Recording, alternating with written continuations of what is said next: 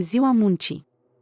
În anul 1889, Congresul Internaționalei Socialiste a decretat ziua de 1 mai ca Ziua Internațională a Muncii, în memoria victimelor grevei generale din Chicago, ziua fiind comemorată prin manifestații muncitorești.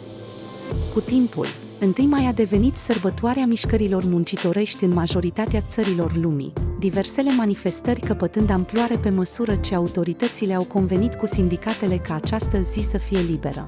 Reducerea normei orare zilnice de lucru stă la originea semnificației zilei de 1 mai, de sărbătoare internațională a lucrătorilor.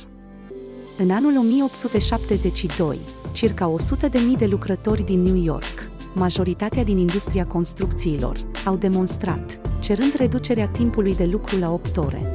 Data de 1 mai apare pentru prima dată în legătură cu întrunirea din anul 1886 a Federației Sindicatelor din Statele Unite și Canadei, precursoarea Federației Americane a Muncii.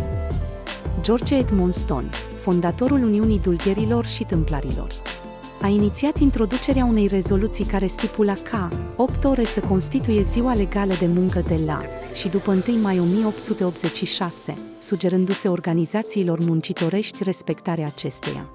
La data de 1 mai 1886, sute de mii de manifestanți au protestat pe tot teritoriul Statelor Unite, însă cea mai mare demonstrație a avut loc la Chicago, unde au mers 90.000 de demonstranți, din care aproximativ 40.000 se aflau în grevă. Rezultatul: circa 35.000 de muncitori au câștigat dreptul la ziua de muncă de 8 ore, fără reducerea salariului. 1 mai a devenit, în aproape toată lumea, Ziua Internațională a Muncii. Există și excepții, de exemplu Australia, Elveția și Statele Unite, unde 1 mai nu este o sărbătoare oficială. În majoritatea țărilor vest-europene, ziua de 1 mai este zi liberă.